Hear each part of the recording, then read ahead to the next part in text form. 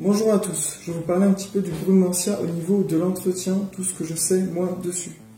Donc déjà pour commencer, il faut arroser le Brumansia tous les jours, quasiment, mettre 2 litres d'eau, vous touchez avec la main dès que vous voyez que ça commence à sécher, vous remettez aussitôt, parce que sinon, si vous laissez un petit peu sécher, l'arbre il risque de ne pas apprécier, les feuilles vont commencer à tomber ou à jaunir, et ça serait dommage de perdre des belles feuilles comme ça.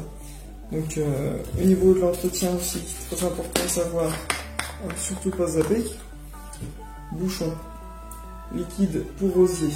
Vous mettez la valeur d'un bouchon une fois par semaine, minimum, dans 2 litres d'eau à peu près, que vous versez entièrement dans le Brumansia. Sinon, voilà ce qui va se passer. Les feuilles, même si vous arrosez bien, elles vont se mettre à jaunir. Et après, elles vont tomber. Et après, ça va être autour de l'arbre et il va crever. C'est ça.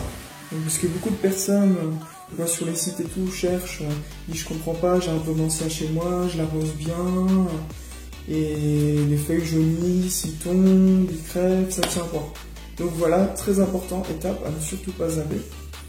Donc aussi très intéressant à savoir, c'est au niveau, voilà, ici il y a une pousse, ici là, vous pouvez faire des boutures, donc vous coupez en net, pour que ce soit net, et vous mettez dans de l'hormone de bouturage. L'idéal c'est de mettre dans un seau avec de la terre, mais n'hésitez pas à mettre de l'eau, hein, il ne doit pas se noyer, hein, ça craint pas l'eau, ça au contraire, ça aime ça.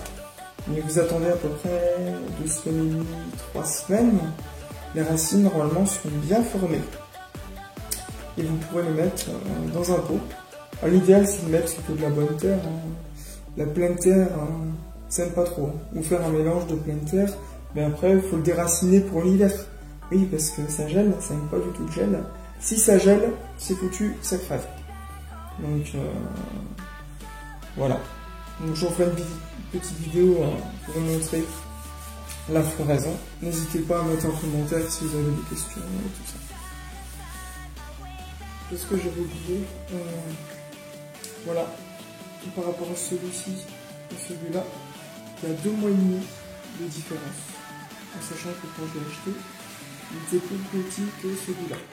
Donc il a gagné 35 cm en 2 mois à peu près. Donc c'est ce qui est énorme pour un arbre. Donc voilà, j'espère que cette petite vidéo vous a plu.